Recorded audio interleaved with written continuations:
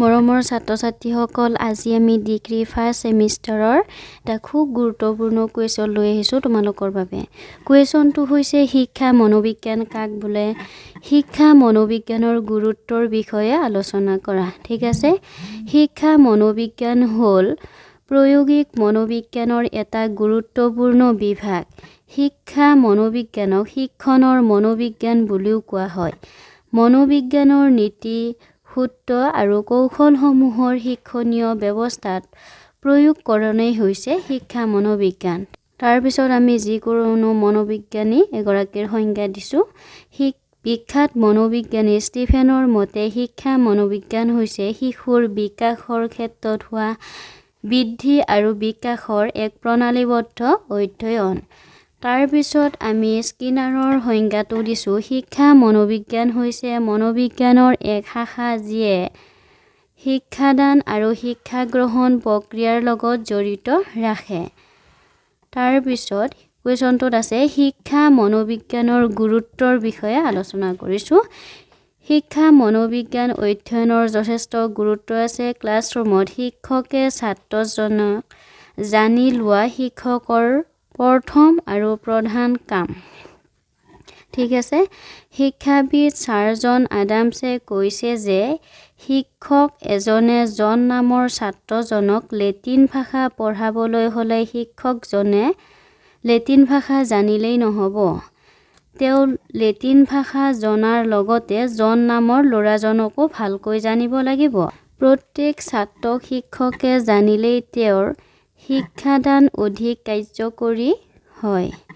মনোবিজ্ঞান অধ্যয়নৰ যোগেদি শিক্ষকে শিক্ষাৰ্থীৰ ব্যক্তিগত প্ৰভেদৰ বিষয়ে আৰু বংশগত স্বভাৱৰ বিষয়ে জানিবও পাৰে। ঠিক আছে, পৰিৱেশ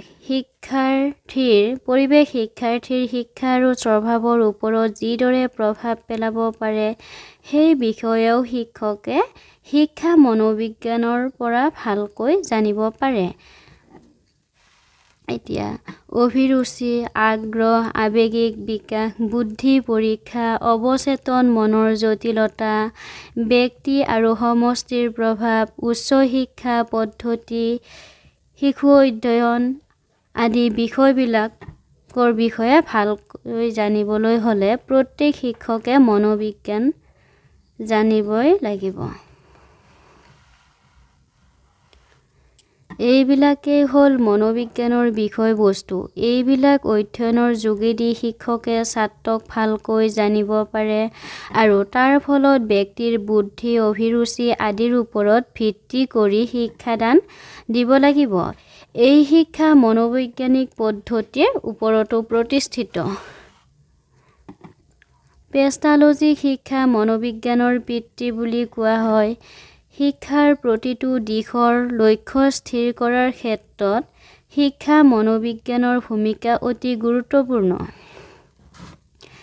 শিক্ষা মনোবিজ্ঞানে শিক্ষণৰ লগত জড়িত বিভিন্ন সমস্যাসমূহ অধ্যয়ন কৰে। শিশুৰ শাৰীৰিক, মানসিক, আৱেগিক দিশৰ অধ্যয়ন কৰাৰ উপৰিও আন বিষয় যেনে বিভিন্ন ধৰণৰ বিষয় থাকে। সেই বিষয়বোৰ হৈছে পৰিৱেশ, শিক্ষক, পাঠ্যক্ৰম আদি যিসমূহৰ শিক্ষণৰ ওপৰত প্ৰভাৱ পেলায় সেইবিলাককে ধৰা হয়। গতিকে আধুনিক শিক্ষা শিশুকেন্দ্ৰিক শিক্ষাৰ সকলো দিশতে যেনে পাঠ্যক্ৰম প্ৰস্তুতকৰণ, শিক্ষা প্ৰণালী, মূল্যায়ন আদিত মনোবৈজ্ঞানিক নীতি প্ৰয়োগ কৰা হয়। শিশু শিক্ষাৰ লগত জড়িত সকলো ব্যক্তি বা শিক্ষা অনুষ্ঠানৰ বিকাশৰ ক্ষেত্ৰত শিক্ষা মনোবিজ্ঞানৰ ভূমিকা অপৰিহাৰ্য বুলি ক'ব পাৰি। গতিকে শিশুৰ মানসিক সম্বন্ধে জ্ঞান লাভ কৰি শিশুক বুজি উঠাত শিক্ষা মনোবিজ্ঞানে অতি গুৰুত্বপূৰ্ণভাৱে সহায় কৰে। শিক্ষা কি? তাৰপিছত শিক্ষণ প্ৰক্ৰিয়া কেনেধৰণে সংঘটিত হয়, তাৰপিছত কি বিষয়ে শিক্ষণ প্ৰক্ৰিয়া ফলপ্ৰসূ হোৱাত সহায় কৰে আদিৰ বিভিন্ন ধৰণৰ বিষয়ে জ্ঞান শিক্ষা মনোবিজ্ঞানে দিয়ে। শিক্ষণৰ পৰিৱেশে ছাত্ৰ-ছাত্ৰীৰ মানসিক আচৰণ তথা সম্পূৰ্ণ শিক্ষণ প্ৰক্ৰিয়াত এক গুৰুত্বপূৰ্ণ প্ৰভাৱ পেলায়। শিক্ষণ পৰিৱেশে শিক্ষানুষ্ঠানৰ পৰিৱেশ শ্ৰেণীৰ পৰিৱেশ আদিক সামৰি লয়। শিক্ষণৰ উপযুক্ত পৰিৱেশ সৃষ্টি কৰাত শিক্ষা মনোবিজ্ঞানৰ ভূমিকা এক গুৰুত্বপূৰ্ণ লেখত ল'বলগীয়া।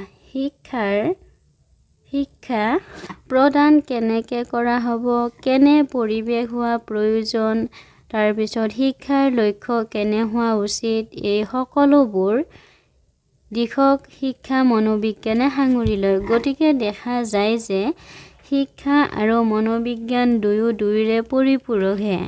মনোবিজ্ঞানৰ তত্ত্ব আৰু তথ্য প্ৰয়োগৰ দ্বাৰা শিক্ষাৰ সমস্যাসমূহ সমাধান কৰি যেনেকৈ শিক্ষাৰ উন্নতি হৈছে, ঠিক সেইদৰে মনোবিজ্ঞানৰ নতুন নতুন সূত্ৰ আৱিষ্কাৰৰ ক্ষেত্ৰতো শিক্ষা মনোবিজ্ঞানে অৰিহণা যোগাইছে।